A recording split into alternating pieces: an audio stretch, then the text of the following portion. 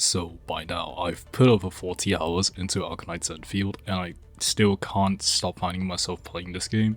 Whether it's optimizing the factory, planning combat strategies, or unlocking new systems, there's always something that pulls me back in, and I'm still finding new things every time I log in. Endfield could easily become one of the best free-to-play gacha games launching next year. It has depth, replay value, and a ton of content, but it's not perfect. So in this review, we are going to take a closer look at what the game does right, where it struggles, and what needs improvement before release. Endfield is not a straight-up action game. While it does have real-time combat and RPG elements, a big focus is on factory building, management, and resource production. The game gives players control as the administrator of the corporation Endfield Industries set on the moon Talos 2. Instead of purely combat-driven progression, much of the gameplay encourages building up a base, automating production, managing resources, and crafting, making it a part RPG, part industrial simulator. The appeal is a balanced mix. The developers themselves aim for an adjustable 50-50 ratio between RPG action and factory building. So with that core identity in mind, half combat and half factory, let's start with features that most players have noticed first. The combat. Combat in Endfield is real-time but still very strategic. You get a mix of basic attacks, tactical skills, combo skills, and ultimate abilities. The real depth really comes from the combo system. If you land a finisher or meet certain conditions, you trigger a combo chain, letting your entire squad just jump in for huge damage. Pair that with controlling a 4-member team and switching between operators in real time, and it feels dynamic and tactical. There are also statuses, but their whole purpose exists just to activate some character skills. They also have their own buffs and debuffs, but those are really small and not really that important. But now, here's the catch. The deeper you go, the more resource restrictions they're gonna start to feel. Certain operators need around 240 to 300 energy just to activate one ultimate. To get that, you must cycle through multiple tactical skills and combos, and in longer battles, that means that you're only gonna get 1 or 2 ultimates, which that really slows down the pacing. Dodging and plunge attacks exist too, but plunge attacks barely matter. While dodge is mainly used to avoid damage and scrape together just a tiny bit of ASP, so instead of flashy air combat movement, you're gonna end up mostly cycling skills and just waiting for gauges to fill. This leads to my main issue with Endfield's combat. The game rebounds between peaks of immense fun and just boring and shallow moments. Under flashy effects, many skills and movesets just lack the satisfying impact that I'm looking for, and getting stuck mashing or holding basic attack while SP regenerates, it's a snooze fest. If Hyperglyph leans too heavily into energy or SP limitations early on, the game risks just making new characters that just completely circumvent these issues and just risk being immense sources of power creep. And while combat has a strong foundation with some issues, the factory is where Endfield truly begins to shine, which I will get to now. Base building and factory simulation is definitely one of Endfield's most defining features. You can build a home base and start automating production lines, you can refine ores, you can make crafting machines, manage logistics, route materials, and also just keep the entire system powered. This isn't just a gimmick or a joke. The factory does require a lot of planning. The power distribution, the in and output balancing, material types. If you want top efficiency, you definitely need to design your layouts very carefully. Early on, you're only gonna have a limited set of factory modules, but thankfully, exploration does reward you with more later on, and the game really encourages you to roam around the world to discover new machinery. It even requires a simulation environment that teaches each device when you unlock it. You are required to complete these tutorials because the factory will eventually become a major part of the story's progression. And here's the real question. Are you playing this game for the combat or for the factory? If you think combat is still the main primary attraction, then honestly, you may end up quitting within a week. Right now, combat does feel like it's the weakest part of Endfield, and the developers have clearly split this game into 50-50 in combat and factory building. But even in saying that, the factory system is definitely extremely polished. There are almost no major complaints. My only frustration was the Wuling region, where you have to rebuild everything from zero using a new set of materials, right? For example, Wuling requires Sirenite instead of the original ore. You use water for factories. It makes sense thematically, but it does slow your progress and it can feel really repetitive doing so, again and again. But still, this system adds a really unique identity to Endfield. It plays like a full factory simulation game embedded inside a real-time RPGs.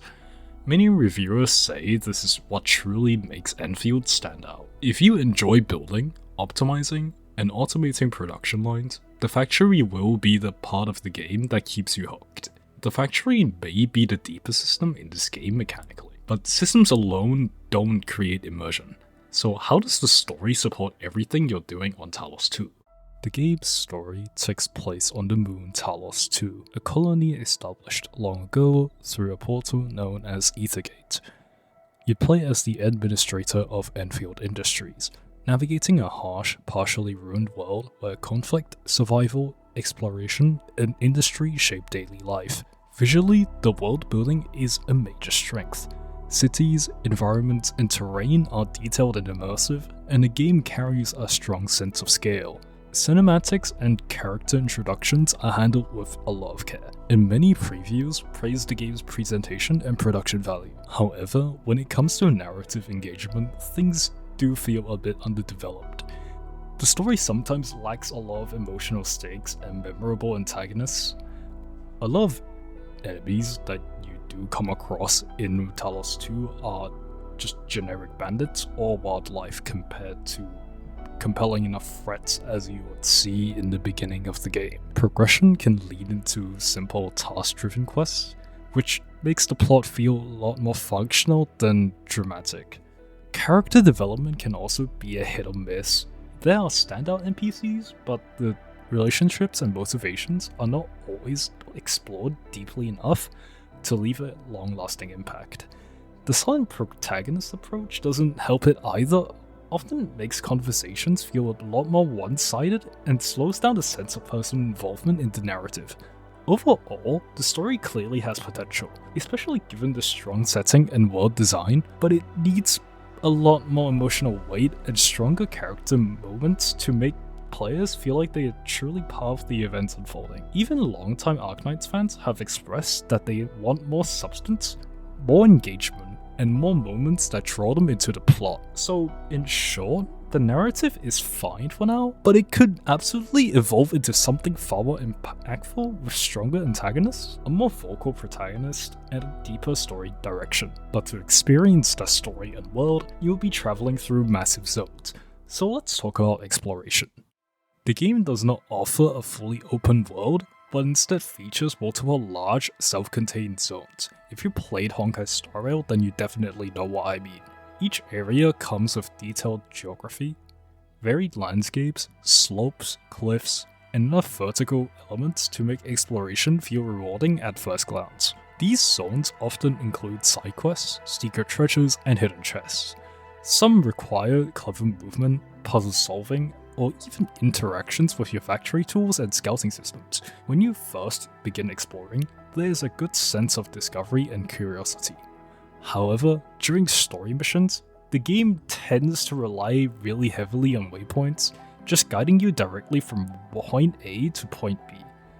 This approach can reduce the feeling of freedom, especially for players who just want to explore at their own pace. Chest rewards are currently the biggest concern. Most chests only give 10, 20, 30 Ouroboros, and while only there are nearly 400 chests on the map, that still adds up to far less than a single multi-pull in terms of gacha currency. It takes hours to gather enough resources for just one 10 pull. Unless you already know where everything is, the tools used to track collectibles are costly, limited in quantity, and not even particularly efficient. Oraling pieces are helpful, but become extremely difficult to locate once you reach higher collection percentages. There are puzzles scattered around, but they only represent a very small portion of the exploration experience, and it's not even tracked in the exploration progress. Because of this, Exploration feels a really slow method of gathering pulls compared to just a true adventure with meaningful interactions and rewards. Also, the fact that ziplines from other players are always placed in the most unconnected of places just makes it really annoying.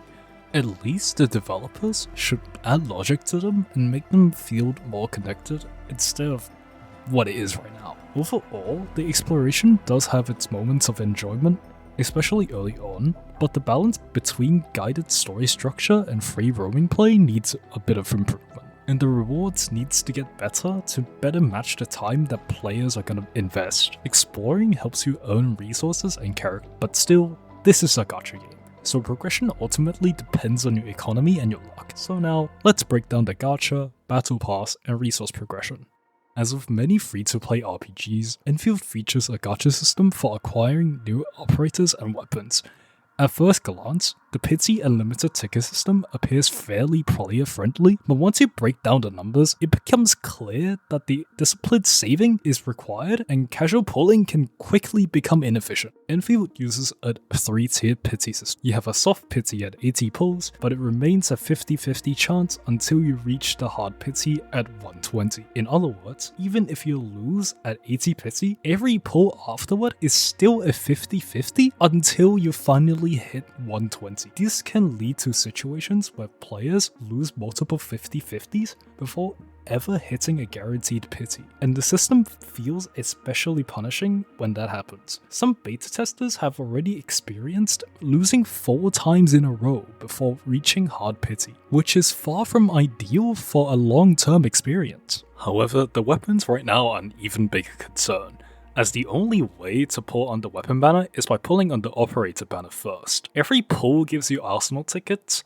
and that is the only currency that works for the weapon gacha. And as of right now, a 10 pull costs 1,980 arsenal tickets, while a 4-star gives 20, a 5-star giving 200, and a 6-star giving 2,000 tickets. So realistically, most players will either need a 6-star operator pull or a large number of rolls saved up just to afford a single 10 pull on weapons. And the weapon banner itself doesn't really house the best odds either, since your rates are 25 to 75, 25% rate up and 75% of losing, and this is at a hard pity of 80 pulls. The 4% base rate is fine, but hitting pity is still painfully slow due to how limited the ticket generation is. In short, Enfield's gacha needs improvement. Hard pity should ideally carry over between banners, and weapon costs should be more reasonable, and players need more ways to earn arsenal tickets. Operator pity being this brutal for unlucky players is something I truly hope the developers will address before the game's release. Now let's move on to the battle pass. Alright, let's look at the Battle Pass. The Battle Pass is quite fair in comparison. The Tier 2 pass can be obtained for free permanently, giving a clean stream of resources. However, the premium Tier 3 version does add more rewards for those who do want to invest, similar to other gacha titles, with seasonal progression tied to events, logins, and banners. Okay, let's look at the stocks and progression aspects of this game. These systems together place a high burden on resource acquisition, and it becomes even more noticeable when paired with the factory and crafting ecosystem. The game's stock and production systems are deep and well designed, but late game upgrades can require 200,000 to 700,000 resources. Managing everything efficiently can be satisfying for those who enjoy optimization, but it can also lead to heavy grinding for players who just want to progress multiple characters at once. Overall, the foundational systems are strong, but the current balance between gacha costs, weapon dependency, and resource income does feel tight enough that the players might feel pressured and limited early on. If you enjoy planning, saving, building, and carefully optimizing your teams, Endfield offers a deep progression system. If not, the grind and resource constraints may become quite overwhelming. Currently, one of my biggest concerns right now is actually the stamina system. If you want to level up operators, you use operator EXP and skill materials, and both of these require stamina to farm. That's normal, but the problem is the stamina cost is extremely high, and the rewards that you get in return are actually very low, and I can see this creating a major slowdown in your character progression. Early game progression can end up feeling locked because you can only upgrade 1 or 2 operators seriously until you reach around the 30-hour mark, and each tier of upgrades also needs different materials that cannot be converted. So if you end up investing in the wrong character early on, you're gonna get stuck grinding just to fix that mistake. There are also currently very limited ways to obtain stamina in Close Beta Test 2. This removes the flexibility and forces players into a strict progression path instead of letting them experiment with different team comps, which I believe it is a bad approach for this game. In my opinion, they need to either increase the stamina income or reduce stamina costs so players have more freedom to play the game however they want.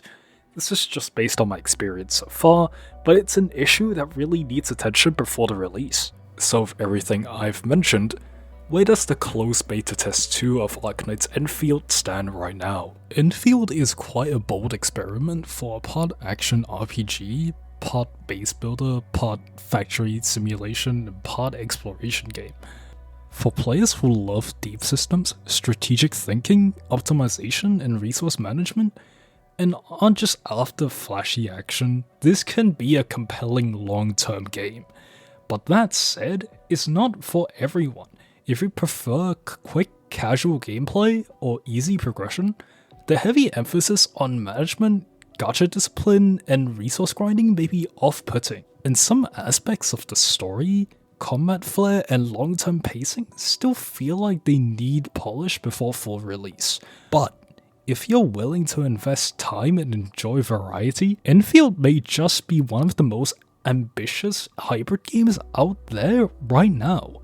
And honestly, if you are one of the target audience for these kinds of games, you are definitely going to enjoy it. That is my opinion on this game. So what do you guys think about Arknights Endfield? Are you gonna immediately jump to the servers on day 1? Or are you guys gonna hold off the game a little bit until it's more developed? Tell me down below in the comments, and leave a like on the video as well. That will be very much appreciated. And I'll see you guys next time. Have a very wonderful day.